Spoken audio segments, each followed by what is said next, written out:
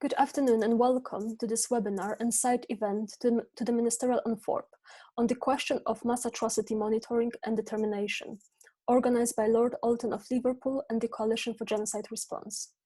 My name is Evelina Ohab and I'm the co-founder of the Coalition for Genocide Response. I'm joined by co-founder Luc de Pulford and our colleague Anton de Piro, and a distinguished panel of experts that I will introduce shortly. There are at least two states which currently stand accused of playing a role in genocide against religious minority groups. Myanmar, where the military stands accused of perpetrating genocide against the Rohingya Muslims, and China, whose government is allegedly perpetrating genocide against the Uighur Muslims.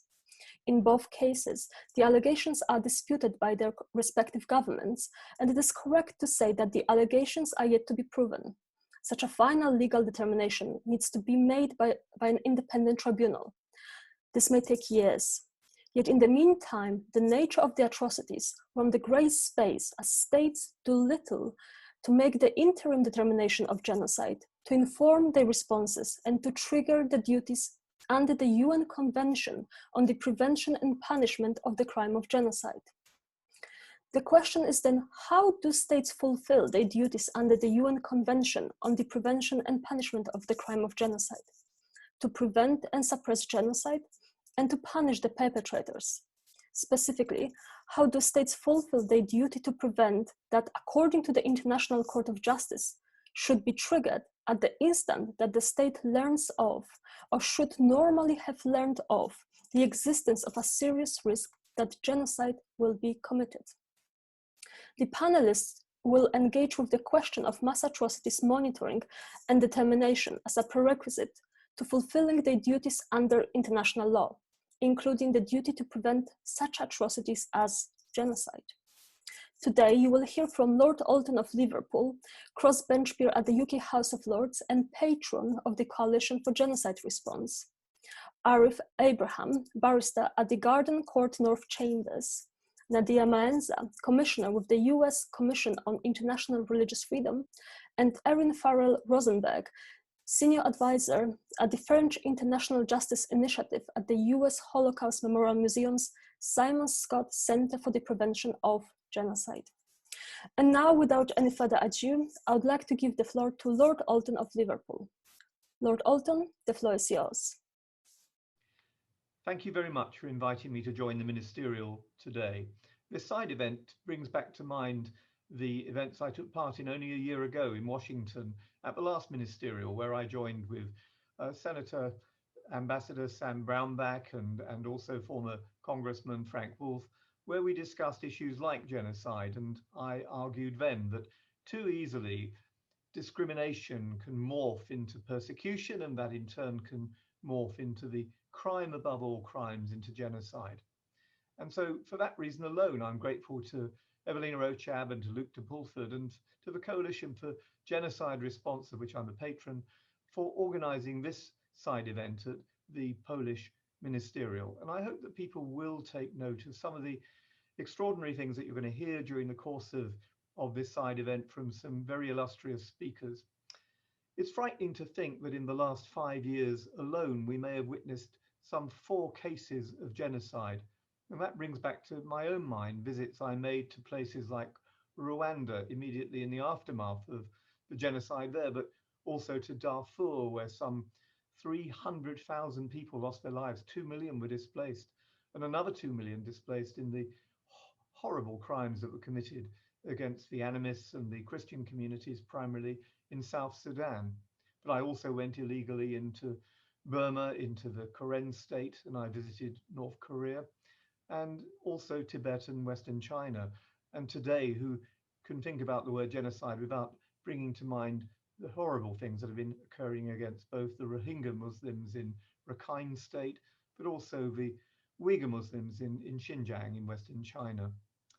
It's even more frightening in some ways than even the most immediate cases of genocide that have occurred, that despite the promises made to prevent such atrocities in the future, the responses are always too late and they're never enough. And the question is why? Is it because of a lack of political will? Well, maybe that's part of it, but there's more to it than that. And I hope that I'll be able to explain, that others will do during this event, but it's because also we don't have the basic mechanisms in place that would help us to trigger the duties laid upon us by the 1948 UN Convention on the Prevention and Punishment of the Crime of Genocide, in shorthand, the 1948 Genocide Convention. That convention doesn't require states to introduce such mechanisms, but without those mechanisms in place, the duties under the Genocide Convention simply aren't worth the paper on which they are written. As the International Court of Justice confirmed, their words, a state's obligations to prevent and the corresponding duty to act arise at the instant that the state learns of, or should normally have learned of, the existence of a serious risk that genocide will be committed. From the moment onwards, if the state has available to it means likely to have a deterrent effect on those suspected of preparing a genocide or reasonably suspected of harboring specific intent, dolus specificialis, it's under a duty to make such use of these means as the circumstances permit. So what does it mean that the state learns of or should normally have learned of? It surely means that the state should be engaging in monitoring and analysing early warning signs, harbingers, the canaries in the mine, if you like, to be able to determine whether the early warnings are suggestive of mass atrocities to come. Is it enough just to monitor such early warning signs without making the determination of genocide? Well, no, it's not. As the International Court of Justice asserts, once the state learns of the risk of genocide, then the state is obliged to act. Hence, we need three main things. We need monitoring, we need determination, and we need action. The monitoring should be followed by a determination, and the determination should be followed by action. These three are clearly interlinked and interrelated. Monitoring without determination means that action will not follow. Determination and action without monitoring pose the risk of the action being misinformed. Monitoring followed by action but without determination may not be able to respond to atrocities adequately or even at all. The question is then, what are governments like ours in the United Kingdom doing to address mass atrocities? The government here claims to have comprehensive mechanisms in place. Even if this is the case, such mechanisms would most likely fall within the scope of monitoring, but not determining and not acting. Indeed, over many years, even in a parliamentary reply which I've received today about the situation in Nagorno-Karabakh, and I posted it on my website, the UK's government's response to the question of genocide determination has been the same, that it is for international judicial systems to decide these things. This, even though such international judicial systems are either inadequate, non-existent, or compromised by Security Council vetoes. Now, it has to be emphasised that as it stands, the UK government simply doesn't have any formal mechanism that allows for the consideration and recognition of mass atrocities that meet the threshold of genocide, as defined in Article 2 of the Genocide Convention. In other words, the emperor has no clothes. As a result, the government's at a major disadvantage when trying to fulfill its convention duties to protect, to punish, and to prevent. In 2017, this lack of a formal mechanism, whether grounded in law or policy, was criticised by the House of Commons Foreign Affairs Select Committee report on the situation in Rakhine State. The report stated, these are their words, "We are seriously concerned to find that the FCO has not undertaken its own analysis of the situation, nor committed its own expert team to gather evidence. The minister said," this is the Select Committee saying the minister who come to give evidence to them, "the minister said that its effort was focused on addressing the humanitarian situation, but it's unclear why humanitarian support and legal analysis cannot go hand in hand," end of quotation. Now, like a broken record, the UK government will then endlessly repeat the genocide determination is not crucial, but that actions to address mass atrocities are. However, the question is then, how can we address mass atrocities without fully understanding their nature? Its reliance on international judicial systems is flawed because parties to the Genocide Convention are the duty bearers under the Genocide Convention, not the international judicial systems. Parties to the Genocide Convention, such as the United Kingdom, must act to ensure that the determination is made by a competent body in accordance with the law and policy in the state, and that decisive steps follow and fulfill the state's obligations under the Genocide Convention to prevent and then to subsequently punish those who are culpable. Furthermore, I might add that in the case of the Daesh atrocities in Syria and Iraq, and as I mentioned, I visited northern Iraq a few months ago and met some of those who had been victims of the genocide there against Yazidis and against the Christian minorities and others. But I've also seen firsthand in places like Karen State in Burma, there are no international judicial systems that can make the determination of genocide without the agreement of countries often complicit in the genocide or allies of that country. Think of China and its veto in the Security Council, but there are many other examples I could give too. Establishing such mechanism would take years and even more years before a determination of genocide is actually made. And the cynic in me knows that this often suits some officials and some government ministers in Whitehall who would rather simply sit on their hands or make trade deals with some of the complicit parties.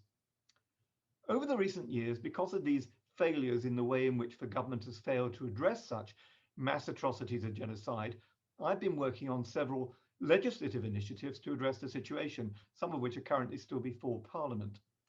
Among others, my proposed genocide determination bill would invest the High Court of England and Wales, not politicians and not officials, with the power to make a preliminary finding on cases of alleged genocide and subsequently to refer such findings to the International Criminal Court or to a special tribunal, and there are precedents for that. The proposal responds to the argument of the government that the determination of genocide should be made by a competent court. Well, in my bill, the competent court is the High Court of England and Wales, not an international court, and recognises that under the Genocide Convention, it is the duty of the state, not the international institutions, to act. Most recently, I tabled an amendment to the trade bill, currently finding its way here through both houses of Parliament. And it proposes a mechanism for an interim determination to prevent Her Majesty's government becoming complicit in such atrocities by doing business as usual, with states standing accused of genocide. And I published details only at the weekend of one British company that has been involved in acquiring PPE for treatment during the COVID crisis that has probably been manufactured by Uyghur slaves in concentration camps and industrial complexes in Western China. My amendment will come back to the floor of the House next month. So currently, I would say the most obvious global contenders for predetermination are China and Myanmar for their crimes against Uyghurs and against Rohingya Muslims. However, if the state collaboration in countries such as Syria and Iraq against ethnic or religious minorities, such as the Yazidis, were proven, they too could fall within the terms of the amendment. Nevertheless, we should be clear, the threshold is exacting, and the amendment will not stop any trade with any country until the High Court has made a preliminary determination that there's a prima facie case of genocide, with the government, incidentally, able to deploy a contradictor in the court. As a signatory to the convention, we're required to prevent genocide, to protect those affected by genocide, and to punish those responsible. However, if no judicial authority declares a genocide to be underway, we aren't obliged to act, and hence we have this vicious circle. Now, we need to do much better, and that won't happen if we continue to ignore this elephant in the room, the lack of a mechanism to move from reports of genocide to doing something about it. Prevention of such atrocities as genocide isn't a matter of chance. We need to monitor the early warning signals. I think of Nigeria, I think of Mozambique, about which I've tabled questions this week, where over 2,000 beheadings have taken place, 50 more just last weekend. And then we need to analyze those kinds of events and make interim determinations reflecting on the nature of the atrocities, and then we must act. I'll never forget my visits to Iraq, Darfur, Rwanda, South Sudan, North Korea, Burma, Tibet, and Western China. And what I saw and heard in both places always reminds me, but should remind all of us, how quickly and how easily the words "never again" can sound like hollow rhetoric and meaningless, empty slogans, as never again happens all over again. Thank you. Thank you very much, Lord Alton, and thank you very much for emphasizing that prevention of genocide is not a matter of chance. We need monitoring, we need determination, and we need action. Thank you very much for your presentation. And now I would like to give the floor to Arif Abraham. Thank you very much.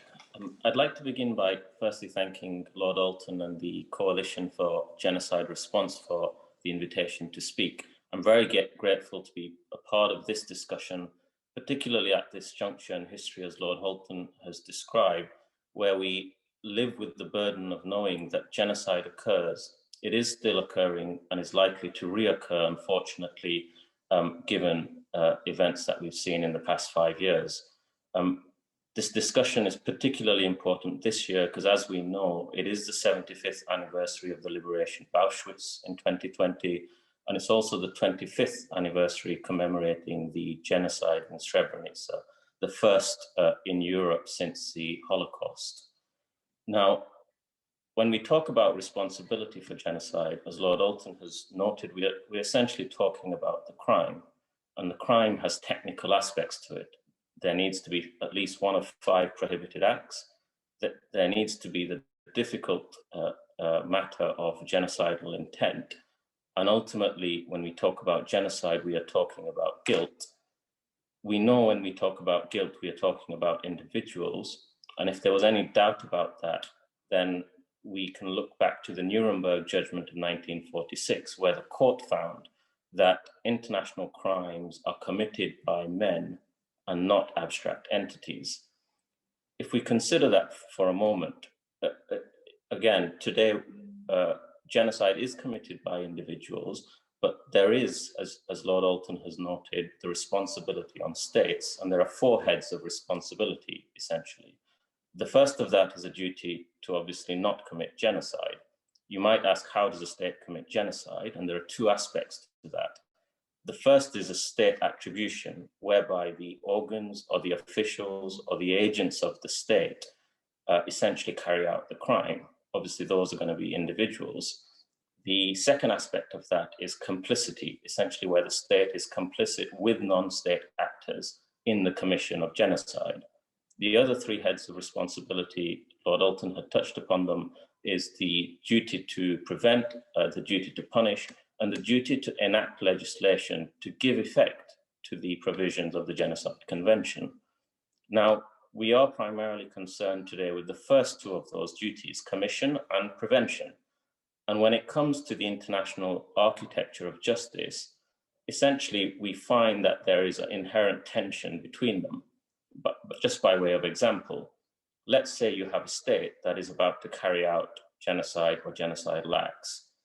In that case, you might rightly ask, then upon whom is the duty to prevent, and who is going to essentially stop that genocide?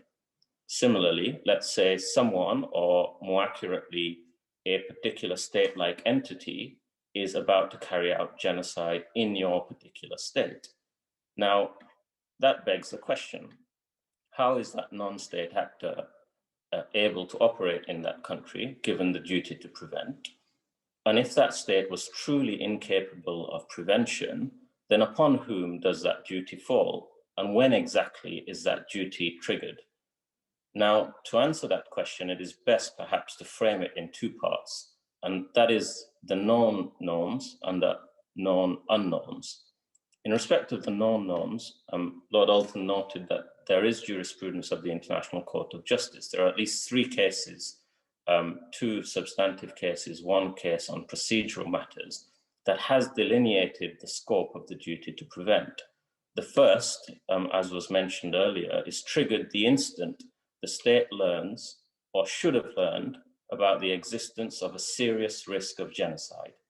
That duty is part of customary international law, which means that it is mandatory upon all states, regardless of whether they've signed, ratified the convention, and regardless of whether they've got reservations upon any treaty such as the Genocide Convention, which they've ratified.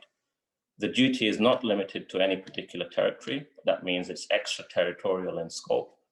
And according to the jurisprudence of the court, every state, and I quote, with a capacity to influence effectively the actions of persons likely to commit or already committing genocide, have a duty to deploy all means reasonably available to them. Those words are important. All means reasonably available.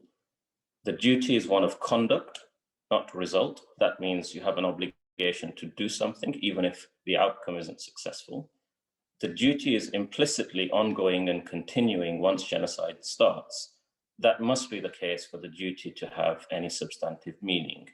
And finally, the duty is owed by states to each other as well as the world at large, given the gravity of the crime. So that's essentially what's known about the crime of genocide and the duty to prevent specifically. It's clear that states, including states where genocide is not occurring, must do something at the instant where there is a serious risk of genocide, which brings us to the known unknowns. We've heard from Lord Alton, and we'll hear from Nadine and Erin, that there are numerous frameworks and typologies for assessing risk and identifying the risk of genocide. Now, those risks are general and specific. The general risk we are probably all familiar with: war, instability, systematic failures in the rule of law, weak state infrastructure, deep group divisions, the capacity for armed mobilization, the absence of deterrence, both domestic or international. All of those essentially create a permissive environment in which genocide might occur.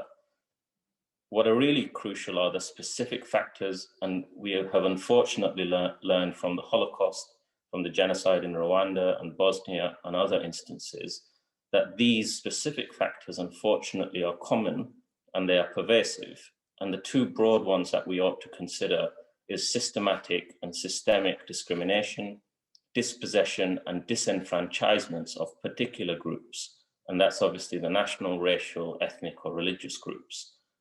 That often, the systemic nature of discrimination often goes together with public policies or practices or statements on the part of the state in relation to the same. And where you have a combination of both, you are often having indicative indicators of genocidal intent. Now, that's not to say that where you have these risk factors, general and specific, genocide will inevitably occur. Similarly, it's not to say that genocide won't occur where you don't have any of these factors. We know powerful states with strong structures, strong military, without inter-ethnic violence, are capable of committing genocide against particularly minorities in their midst. And we also know that genocide is a process. It's not an instant where genocide occurs. There is often a narrative which culminates in the killings, in carrying out serious bodily mental harm and the other prohibited acts of genocide. Regardless of that, we know that it is possible to measure these risk factors, and numerous states, as Lord Alton has mentioned, meet that criteria today. Yet, when states are confronted and asked to use, in the language of the jurisprudence, their capacity to influence all means reasonably available, note, I'm quoting there, it's not all reasonable means, it is all means reasonably available. The response, and often the stock response by each and every capable government, is that genocide is for determination by courts and tribunals. And this really goes back to the heart of the international architecture of justice. There are jurisdictional vacuums, there are gaps, and there is potential for obfuscation. Just three short examples. The UN Office of Genocide Prevention reports directly to the UN Security Council. What are we to do where allegedly a UN Security Council member is carrying out genocide? I've said, and Lord Alton has highlighted, a number of states that would meet the risk thresholds that are set out in various frameworks. Now, a determination for whether genocide is occurring is too late. The prevention means acting now and making a determination as to a serious risk. And thirdly, there are duties which are specified, as I've mentioned, in the jurisprudence, but they're too imprecise, too ambiguous and fungible. As I quoted earlier, the test is all means reasonably available. Now, we know from the jurisprudence that that is restricted to legal means, and rightly so. But what do all means reasonably available entail? Clearly, it must mean that all diplomatic means as a minimum, and those are reasonably available to pretty much every state in the world. What about economic means? Now, let's take an example. Let's assume you have a state that is the 6th largest economy in the world. It is a UN Security Council member. It belongs or did belong to powerful regional organizations. Let's assume that it's also the world's primary financial center, where 1/3 of every transaction in the world enters through its capital. Now, these are means reasonably available, surely, to be utilized for the endeavor of prevention of genocide. And what about the military? There is, as we know, the doctrine of responsibility to protect, somewhat discredited, I acknowledge, given recent misuse. However, there are steps short of armed conflict. What about the interception of arms that will be going to perpetrators? What about the prohibition in the sale of dual-use technology? What about embargoes on military trade and knowledge exchange? What about reconnaissance and interception as atrocity prevention rather than aggressive military means of warfare? These also, again, are reasonably available to most moderately wealthy states. We are often asked, what is there to be done? Now, there is a lot in respect of the international architecture of justice that arguably is beyond our control. But there is a great deal the citizen and the citizen's representatives can do within this existing architecture. Firstly, where there is a political obfuscation, we are able to challenge that with clarity, using the media, using education, using our political assemblies.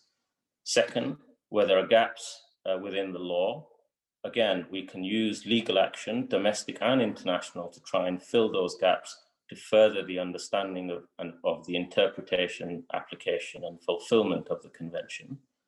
That is not subversive. It is merely seeking to implement existing and accepted international law and norms.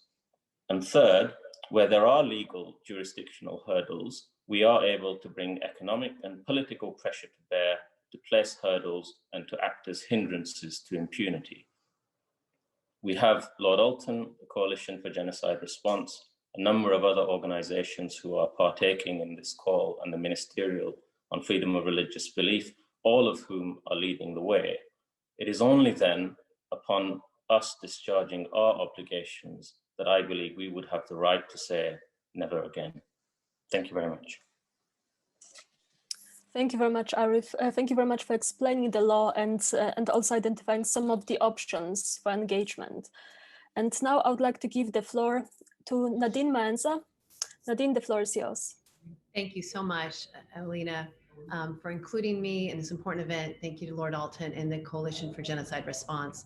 I'm currently in Northeast Syria in my own personal capacity and have spent the last month meeting with communities and learning how they are recovering from being under the ISIS caliphate by setting up self-governance through the Autonomous Administration of North and East Syria that provides for religious freedom and gender equality. A remarkable change in conditions, considering that in 2014, ISIS violently conquered this territory in eastern Syria as well as northern Iraq. perpetrating mass atrocities. I've met with Yazidi communities who shared about the attempted extermination of Yazidi men and the enslavement of Yazidi women and children. I've met with Christians who tried to stay and pay a jizya tax, but ISIS then targeted them with violence and they had to flee. They showed me how ISIS built a tunnel under the church in Tabqa that was used to torture, rape, and kill. And I even met with Muslim dissenters who shared how their community was also subject to execution and torture. Unlike state perpetrators of such atrocities, which often obfuscate, justify, or even outright deny them, ISIS actually publicized and celebrated its violence as a fulfillment of its ideological mission. In other words, monitoring the mass atrocities of ISIS was a uniquely and horrifically simple process. The question of how to process this evidence and determine its role in genocide recognition in an expedient manner, that was less clear. Despite the overwhelming evidence of these crimes, the United States and the United Nations did not explicitly recognize ISIS atrocities as genocide until June of 2016, a full 2 years after the peak of the terrorist organization's genocidal actions. It was 4 years before the US passed the Iraq and Syria Genocide Relief and Accountability Act of 2018. The urgency of genocide prevention and recognition is worth emphasizing. The extensive timeframe of these above steps, it did not delay the multinational effort to launch operations to recapture territory and defeat ISIS. Did the lack of genocide recognition delay the coordination and funding efforts to protect Christians, Yazidis, and other victims? I personally believe that it did. In 2015, I worked with an organization that brought a young Yazidi woman who had survived enslavement by ISIS to testify before the House Foreign Affairs Committee. Many in Washington at the time were not even familiar with the word Yazidi, let alone aware of that they had been specifically targeted for extinction. Very few members of Congress showed up at the hearing to meet her and hear her story. An earlier designation could have raised that plight sooner, leading to a recovery of more Yazidi women and children still being held by ISIS and the protection of other victims. USCIRF has been disappointed with the lack of progress for Rohingya Muslims in Burma as well. On August 27, 2017, the Burmese military launched a genocidal campaign under the pretext of, quote, targeting insurgents in the Rakhine state. Multiple organizations and official reports have documented the Burmese military's involvement in indiscriminate killing of civilians, mass rape and other sexual violence, and arbitrary detention and arrests. I visited with Rohingya survivors at refugee camps in Cox's Bazar, Bangladesh, last year while visiting in my own capacity and recorded dozens of stories of horrific crimes. One of the most impactful times was sitting with 9 imams who described how the government prevented Rohingya from worshiping or attending religious schools, interfered with Islamic funeral rites, desecrated and burned Qurans, shuttered and destroyed mosques after defiling them by drinking alcohol while inside before they burnt and razed them, and then targeting the imams themselves for detention, torture, and killings. They even shared about watching colleagues killed before them. While there are over 1 million Rohingya in these camps in Cox's Bazar, there are an estimated 120,000 internally displaced Rohingya confined to camps in Burma with severe limitations on their movement. During USCIRF's visit to Burma in June of 2019, Rohingya interlocutors told us that the number of checkpoints had increased 3-fold in the last few years. The only way the Rohingya people will feel safe returning to Burma is if officials responsible for the persecution are held accountable. Last December, the U.S. Department of Treasury enacted targeted sanctions, and the State Department imposed visa bans against 4 senior Burmese military officers due to their command responsibility for atrocities in the Rakhine and Shan states. The designated individuals were the commander-in-chief and the deputy commander-in-chief of the Burmese military, Min Aung Hlaing and So Wen, as well as leaders of the 99th and the 33rd Light Infantry Division in the Rakhine State, Tan O and Ang Ang. USCIRF welcomed these designations as well as the United Kingdom's announcement of targeted sanctions against Min Aung Hlaing and So Wen. USCIRF urges the European Union, Australia, Canada, and other governments to take similar actions. On December 3rd, 2018, the U.S. Holocaust Memorial Museum concluded that there is, quote, compelling evidence that the Burmese military committed ethnic cleansing, crimes against humanity, and genocide against the Rohingya. An August 2019 UN Independent International Fact-Finding Mission report concluded that the Burmese military's actions indicated its, quote, genocidal intent. However, a 2018 U.S. Department of State report only described the actions taken against the Rohingya as ethnic cleansing, which is not recognizable as a crime under international law. USCIRF believes a determination of crimes against humanity and or genocide would help the ongoing prosecution against the Burmese government in 3 important cases: the International Court of Justice, the ICJ, the International Criminal Court, the ICC, and Argentina. USCIRF believes the US government can and should support these cases by collecting, preserving, and analyzing evidence of international crimes committed against the Rohingya. A public declaration of US support would help increase international pressure on the Burmese government to cooperate with these investigations. The Gambia instituted proceedings against Burma in the International Court of Justice on November 11, 2019, alleging violations of the Genocide Convention. On January 23rd of this year, the ICJ unanimously granted provisional measures requiring that the Burmese government take all measures within its power to ensure that the military and irregular armed units, quote, do not commit acts of genocide against the Rohingya. The Burmese government submitted its first report in May in compliance with this ruling, but it has not been made public. We are pleased that in September, Canada and the Netherlands announced they would intervene in these proceedings in order to prevent the crime of genocide and hold those responsible to account. We do hope other countries will also do the same and support them. Although Burma is not a signatory to the Rome Statute, on November 14th, 2019, the International Criminal Court authorized the prosecutor to proceed with a limited investigation into crimes under its jurisdiction against the Rohingya in Burma's Rakhine State, where at least one element occurred in Bangladesh, which is party to the Rome Statute. Burma has not accepted the jurisdiction of the ICC and has stated it would not allow ICC investigators to enter the country. In Argentina, Rohingya activists filed a criminal complaint against the Burmese government on November 13th, 2019, under their universal jurisdiction law. This violence against Rohingya Muslims was fueled by hate speech, misinformation, and incitement to violence spread on social media, particularly Facebook. Facebook has admitted that it, quote, can and should do more, specifically noting its failure to prevent the platform's use to foment division and incite offline violence.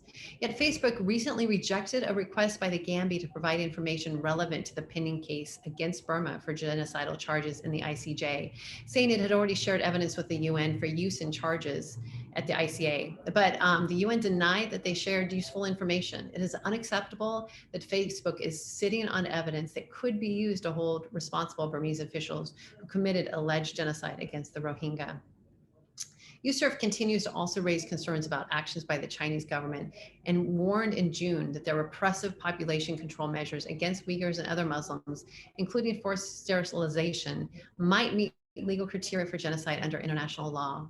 According to Article 2 of the Convention on the Prevention and Punishment of the Crime of Genocide, the definition of genocide includes, quote, acts committed with intent to destroy, in whole or in part, a national, ethnical, racial, or religious group by imposing measures intended to prevent births within the group and forcibly transferring children of the group to another group.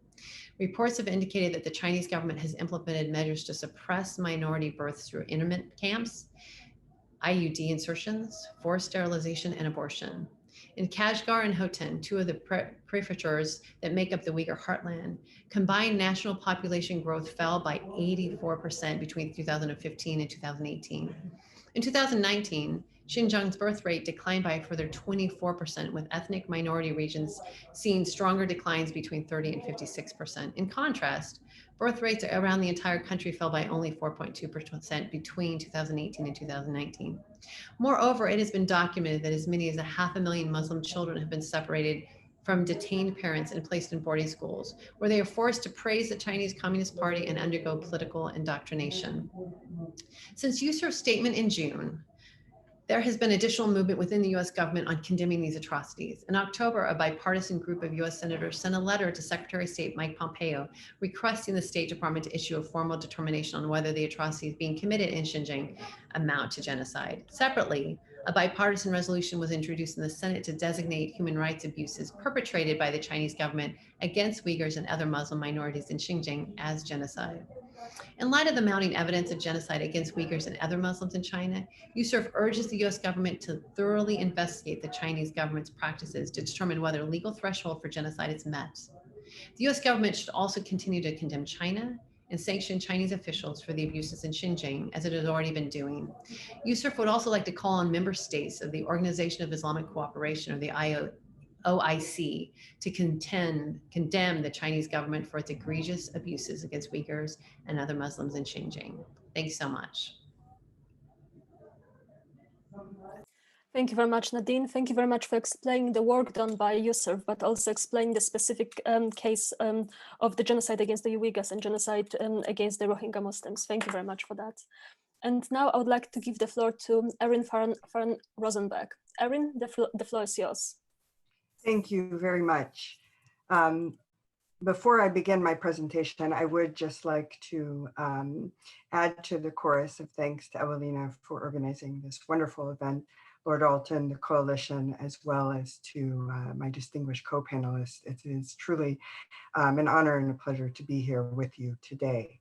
As you heard, I work for the Simon Scott Center for the Prevention of Genocide, which is a part of the United States Holocaust Memorial Museum. The mandate of the Simon Scott Center is to alert the United States national conscience, influence policymakers, and stimulate worldwide action to prevent and halt genocide and related crimes against humanity, and when those crimes do occur, to then stand with victims in their pursuit of justice and accountability. Today's important conversation, focusing on the question of the obligation to prevent, which is central to the work of the Center for the Prevention of Genocide, is also the topic of a new report series issued by the Center called Practical Prevention: How the Genocide Convention's Obligation to Prevent Applies to Myanmar. This report series uses the ICJ provisional measures to analyze what the obligation to prevent means in practice. We have heard from Lord Alton and also Arif the jurisprudence of the ICJ, which tells us that the obligation to prevent and the corresponding duty to act is triggered when a state learns or should learn of a serious risk of genocide. This is clear in and of itself, that there is a triggering of an obligation. But what is less clear and what is actually not defined by the ICJ is what is a risk of genocide? What does that mean? And in order to take the duty to act, meaning in straightforward terms, take actions to mitigate, it is necessary to be able to first identify a risk factor, a genocide risk factor, before you can take steps to mitigate it. So this has been the work of the center over the past year, essentially, is really delving into this question of what are risk factors for genocide? This is a question that other bodies have looked at. And so I'm going to talk about two frameworks that at the center we have adopted and explain why, and second, what that means for the obligation to prevent. The UN's Office for the Prevention of Genocide and the Responsibility to Protect has put together what is called the Atrocity Crimes Framework. This is a toolkit which identifies 8 common risk factors for what are called atrocity crimes. Atrocity crimes are crimes against humanity, war crimes, and genocide. So there are 8 common risk factors to all 3 international crimes, and 2 risk factors which are specific to the crime of genocide. The second risk factor, common risk factor, is a record of serious violations of international human rights and humanitarian law. The UN Office for the Prevention of Genocide explains the second risk factor of why you would want to look for a record of violations of human rights and humanitarian law by explaining that, and I will read the comment to the risk factor, as history has demonstrated, atrocity crimes in general and genocide in particular have been preceded by widespread or systematic serious violations of international human rights and humanitarian law. These are typically violations of civil and political rights. the UN Office for the Prevention of Genocide in 2011 reached out to the Jacob Blauenstein Institute and asked them to work with their office in expanding this second risk factor. What the Jacob Blauenstein Institute did was to identify 22 genocide risk factors, which are rooted in international human rights and humanitarian law norms. These risk factors can be divided into two main categories, and this is going to echo very much what Arif mentioned. The first are violations that are discriminatory, and the second is violations of the right to life and personal integrity. So these are the two main categories. The Center has taken the position, and in our report series, we explore how these risk factors contribute to, when they are present, how they contribute to an environment that is conducive to the development of genocidal intent. Now, that's a very sort of legal sounding term. So let me say it in more clear terms, that these types of human rights violations lead to segregated societies. They lead to the exclusion and targeting of minority groups on the basis of their ethnicity, on the basis of their religion or their nationality. And what that does is creates a divided society where the society at large is potentially more likely to support or at least tolerate violence that increases over time against that group. So what the Jacob Blauenstein risk factors with the UN Crimes Atrocity Framework tells us is that when you are able to identify, before we arrive at the question of genocide, violations which must be widespread or systematic of human rights norms, that these are risk factors for the crime of genocide, which trigger the obligation of the state to mitigate those risks. Now, what do we mean by mitigate risks? Well, one of the most, I think, reasonable expectations of a state is for states to take policy and to make policy and legislative changes that address those human rights violations.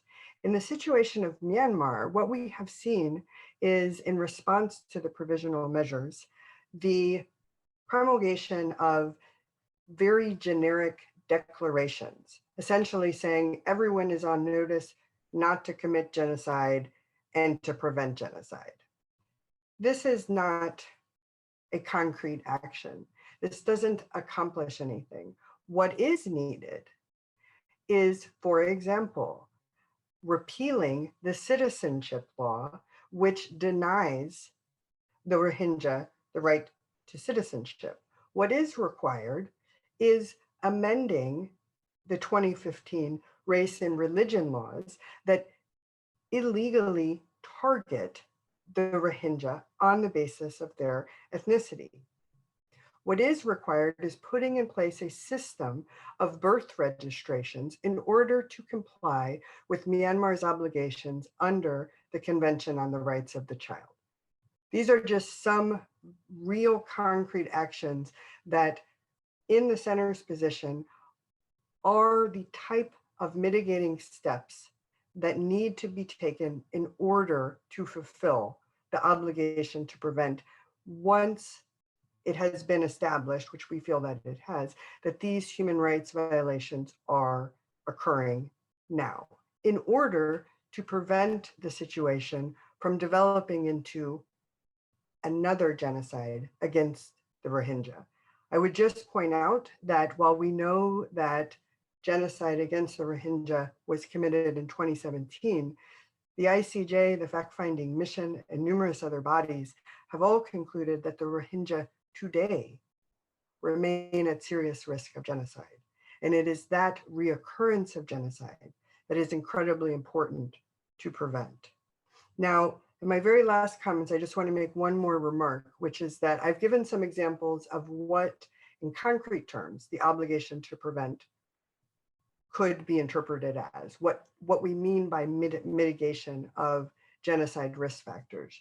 There's one other aspect to it, and this goes back to what Lord Alton referred to, which is monitoring.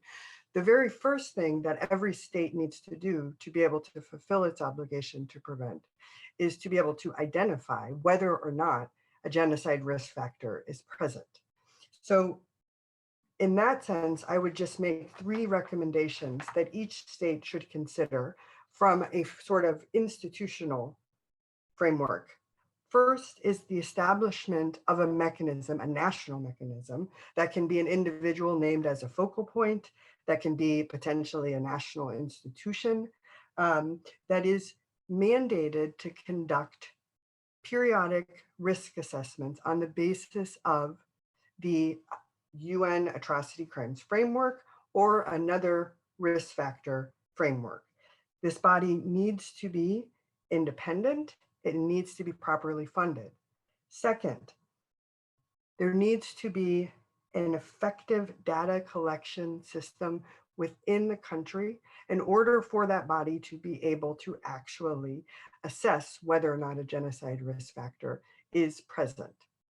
And finally, it is necessary that there be open and free exchange between that mechanism and civil society and independent media in order to ensure that not only is data coming from the other branches of government, but also from society itself.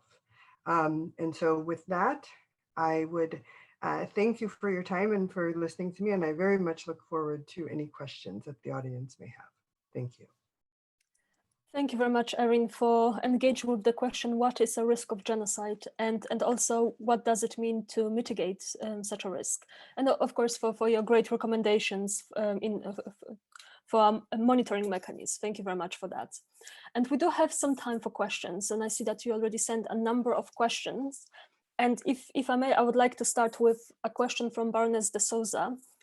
And that's the question I would direct it to Arif.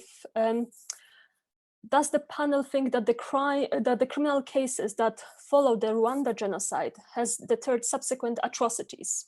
And then the subsequent question is in relation to Bill Browder's suggestion this morning that's applying the Magnitsky on those named individuals who were or are complicit in genocide. And if we can start with Arif, and then we'll move to Lord Alton. It's a difficult question to answer about deterrence because, of course, we are talking about both the particular and the general. So in Bosnia and Rwanda, you of course had, at least in Bosnia, you had a mechanism that was available to consider the question of war crimes, crimes against humanity, and genocide during the conflict. And it's a difficult question to answer because we're not quite sure how many perpetrators would have been deterred, for instance, by the threat even of being held individually responsible for these crimes, perhaps many, perhaps few. Of course, you still had genocide occur in '95 in Bosnia, despite the fact that there was the presence of a substantive international mechanism. Would its scale have been greater? Would there have been more killings? Would there have been less serious bodily and mental harm? It's a very difficult question to answer, but we can take as a marker the fact that in both Rwanda and Bosnia, post-conflict, there haven't been repetitions of crimes that were seen during the conflict. And you've had very little evidence of prohibited acts of genocide occurring either on a small scale or a large scale. So I'd like to think it has had a normative effect and a symbolic effect. In respect of the second aspect of that question, I guess we are talking here about two different things: individual criminal responsibility and state responsibility. And I think that's where we are seriously lacking. There are mechanisms you can individually, for instance, sanction a person, which will restrict them doing certain things and perhaps traveling internationally. You may even find them if they cross a border and then they're apprehended, if there are Interpol notices against those individuals. And you may even get individual criminal responsibility for a particular act. But still, the question is, how do you stop the systematic nature of these crimes? How do you stop state entities engineering situations which allow these crimes to happen? And we are wholly inadequate in terms of a response to that question of making deterrence at the highest possible levels, where essentially that would normalize relations within a state. So individuals would seriously think about carrying out prohibited acts twice if they are going to do so at their own behest rather than the state's. Thank you very much, and Arif. And if I could give the floor to Lord Alton to explain also the work that Lord Alton has been doing on the topic of Magnitsky sanctions. Well, thank you very much for throwing the question at me, Evelina. I think actually Baroness de Souza probably knows the answers before I even give them, but we are fortunate, I think, in having a Secretary of State in Dominic Raab, who's has had family experience of the atrocities that we've been discussing today. His own family, of course, were victims of the Holocaust. But equally, the Minister of State in the Foreign Office, who's been launching the new declaration today about human dignity and the things that we've all given most of our lives to, which is it's great to have these declarations, but with the Minister of State, it comes deeper than that. I mean, Tariq Ahmed, Lord Ahmed of Wimbledon, is an Ahmadi and comes from Pakistan after his own family were persecuted there and driven out of the country. And even in this last couple of weeks, we've seen the killings of Ahmadis in Pakistan, and terrible things are happening to them. So we have in place ministers who actually understand these things because of personal questions. And I think that helped to inform their decision to act on what Bill Browder had been arguing for, which is that we should incorporate into the UK, as has already happened in the United States, Magnitsky-style sanctions. Magnitsky, of course, Sergei Magnitsky was a lawyer who bravely stood against the oligarchs in Putin's Russia. And as a consequence of that, he lost his own life. And Bill Browder committed himself then to ensuring that there would be sanctions against individuals. And that's the point Arif was just making. This is about individuals rather than states, but that there would be sanctions in place against individuals who've been complicit in such crimes. And in recent weeks, I, along with others, have written to Dominic Raab and to Lord Ahmed of Wimbledon, suggesting that some of those responsible for the oversight of the new surveillance state that's been imposed in Xinjiang in Western China, who were previously responsible for some of the horrors and depredations that occurred in Tibet, that these individuals should be not just named, but they should be sanctioned. And similarly, that those in Hong Kong who've been responsible for the destruction of democracy there, it may not be genocide, but nevertheless, it is nevertheless the destruction of international law, the Sino-British Agreement, it's the destruction of human rights, it's the destruction of all the democratic protocols that have been promised by Beijing. And we know that people like Carrie Lam, the chief executive in Hong Kong, has been personally complicit, responsible in what has become like a sort of quisling government that's enacted these things. So should they get away with it? No, of course they shouldn't. And especially if they've got money in savings in the United Kingdom, in our banks, if they've got properties here and portfolios and all the rest of it, why should they have access to all of our institutions and the freedoms and liberties that this country stands for? So I really applaud. It was, in fact, the very last measure that the government enacted before the summer recess. Lord Ahmed brought the protocols before the House of Lords, and I was so pleased because I thought this was a deed that had been a long time coming, and one that for me was extremely welcome. So I applaud the government for having done that. But it is not a substitute for taking action against states that are complicit in genocide. And that is why I'm moving amendments to the trade bill. It's why I introduced a private members bill on this subject and have gone on introducing it year in, year out. And I must say, with the indefatigable help of Evelina, who has been remarkable in organizing these meetings and seminars and informing parliamentarians about it. And the truth is, we're not going to go away until something is done about this, because until states are brought to account themselves, we'll never have any chance of bringing perpetrators to account. So there's a game of grandmother's footsteps being played out here. And we currently have legislation on 3 separate pieces of legislation. The government are having to address this at the highest levels.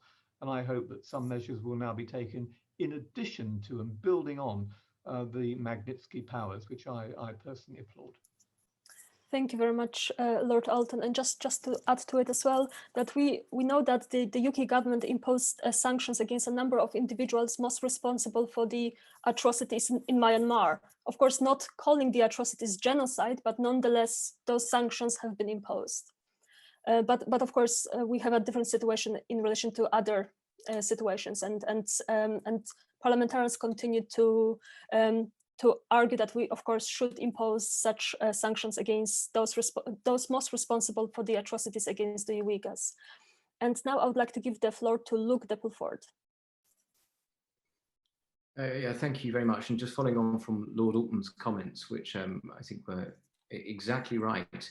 Magnitsky sanctions are not the panacea, and they do not substitute for justice.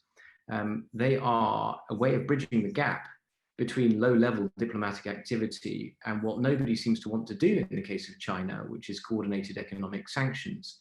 They enable us to do something possibly in a coordinated way, particularly with EU Magnitsky sanctions on the agenda, which will mean 27 EU states pursuing similar legislation at the same time, with in prospect the possibility of acting in coordination against particular individuals. They enable us to do something together outside the United Nations, which is not functional, as we've heard, for these purposes. They enable us to do something which can focus on individuals, but they do not substitute for justice, and they certainly don't substitute for genocide determination. So just to agree with those points and underline that Magnitsky sanctions, while they should be adopted as internationally as possible and as multilaterally as possible, do not substitute for what we need here, which is genocide determination very urgently. Thank you.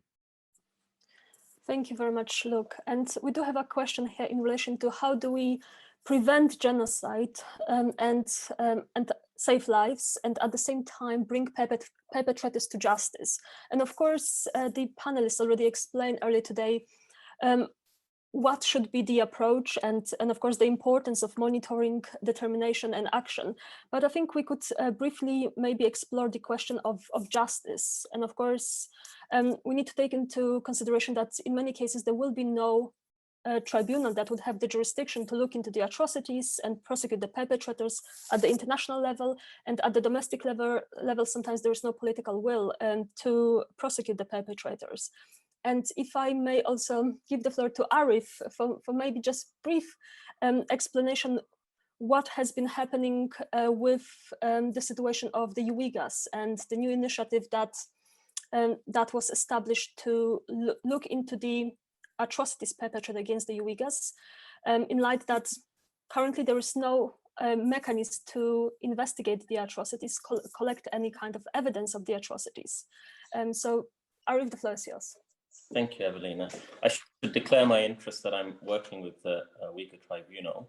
But essentially, the reason the Uyghur Tribunal exists is exactly why Luke has explained and Lord Alton has explained, is China is a state that essentially operates in a vacuum. It's a signatory to the Genocide Convention and it's ratified it. Therefore, it's bound by its provisions. However, there's a reservation on its jurisdiction clause, which means China can't be brought before the International Court of Justice. It's not a member of the ICC, so you can't bring individual perpetrators before the International Criminal Court. It doesn't have domestic tribunals or processes to deal with genocide. There is essentially no court or tribunal in the world that can consider either individual or state responsibility in respect of genocide in China. The question is then, what do you do? And it's for that reason that a people's tribunal was created called the Uyghur Tribunal, which essentially is looking at the question in the absence of any other body having jurisdiction. In theory, the UN could consider it if a majority of the members of the General Assembly or the majority of the members of the Human Rights Council seek to investigate matters in China. But of course, for very obvious economic and political reasons, that's not going to happen. And essentially, that's why a citizens' initiative to document the crimes that are happening, allegedly happening in China in respect of the Uyghurs, is extremely important in order to have a body which is set up, which is independent of any government or any institution, to independently determine whether or not genocide is occurring, whether or not genocide has occurred, or whether or not there is a serious risk of genocide. And essentially, this tribunal doesn't have the force of law, it's not binding on anybody, but of course, it has a moral force and it has the potential to reset the narrative of whether or not genocide has happened through an independent determination. Thank you very much, Arif. And of course, a similar tribunal was established a few years ago to look into the atrocities against the Falun Gong practitioners. And we did receive a question in relation to Falun Gong practitioners. And we can always try to share a link to the final judgment from it was called the China Tribunal, that concluded that, of course, in the case of Falun Gong practitioners, we are talking about crimes against humanity. And I will make sure that you receive the link in due course. Another question that we have here, and I think that will be our last question to deal with, is in relation to collapsed states in Africa and how to help them to prevent genocide on their territory. And maybe not a collapsed state, but I would like to maybe briefly discuss the situation in Nigeria. Just very recently, there was a report from the APPG on the right to freedom of religion and belief that concluded that, of course, mass atrocities are happening in Nigeria as perpetrated by Boko Haram, but also Fulani militia. And the report explores very briefly whether we are talking about genocide, and the genocide question mark is in the title of the report. And of course, in the case of Nigeria, currently there is no mechanism to look into there is no mechanism that will collect the evidence. There is no UN body that would collect the evidence. And Lord Alton has been working on a UN resolution that would establish such an independent body to collect the evidence of the atrocities. But at the same time, of course, the ICC is looking into the situation in Nigeria and has been looking into the situation in Nigeria for the last 10 years. But unfortunately, there have been no progress for now. And the response in relation to the preliminary examination is yet awaited. And the great hope is that before the current chief prosecutor leaves the office, she will make the final determination on the preliminary examination. But ultimately, there is no progress there. And if I may briefly maybe ask also Erin whether Nigeria is also one of the countries that the Holocaust Memorial Museum Center is looking into the atrocities, and whether there is any kind of assessment of the situation there. Yes, it is one of the countries that is one of the center's research projects is the Early Warning Project, which looks at essentially situations where there's a statistical risk of atrocity crimes occurring. And Nigeria is indeed one of those. If you visit the center's webpage, which is on the Holocaust Memorial Museum's website, and just put in Early Warning Project, you will find the statistical risk framework that is used, as well as some of the early warning reports on Nigeria. I do want to make just one point that I think is important in terms of how do we prevent crimes from occurring? How do we actually step in beforehand?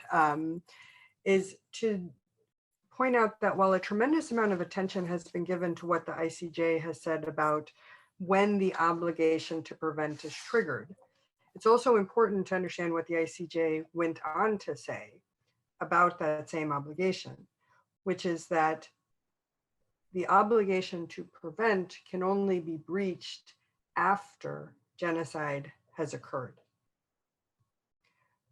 this may sound a little bit confusing, and it should, because it's a little bit surprising to read this, and I can actually just read for you what the court said. The state can be held responsible for breaching the obligation to prevent genocide only if genocide was actually committed. It is at the time when the commission of the prohibited act begins that the breach of an obligation to prevent occurs. My point in raising this is that we need to understand the limitations of the legal mechanisms, the international frameworks that exist. We can discuss, there's not time right now to talk about how provisional measures might be a way to step into this gap. But the reality is that under the ICJ's jurisprudence, the obligation to prevent from a legal perspective means that it is only after a genocide actually occurs that there will be a penalty for not having prevented it, which is a very empty understanding of what the obligation to prevent actually should accomplish. It is not to hold accountable for not preventing, but rather to actually prevent, which is to say that for countries in Africa, in countries throughout the world, Nigeria, that the obligation to prevent, I would just submit, really needs to be taken up by states through political actions, through diplomacy. I think that the ICJ jurisprudence is clear that from an actual policy change perspective, that is not the way, that is not the type of proactive orders that we would see from a judicial body in terms of preventing genocide. And so it really falls upon the member states and countries to lead. And the obligation, of course, is primarily on them to begin with. So that is perhaps appropriate. That would be my answer. Unfortunately, we are running out of time, and that was our last question. I would like to say a big thank you to all our panelists for the important presentations and for the work on genocide, monitoring genocide determination and action to address the atrocities. A big thank you to all our attendees for taking the time to join us and also for your important questions. Thank you very much, and very soon I'll be sending further information about our upcoming events. Thank you very much. Bye-bye.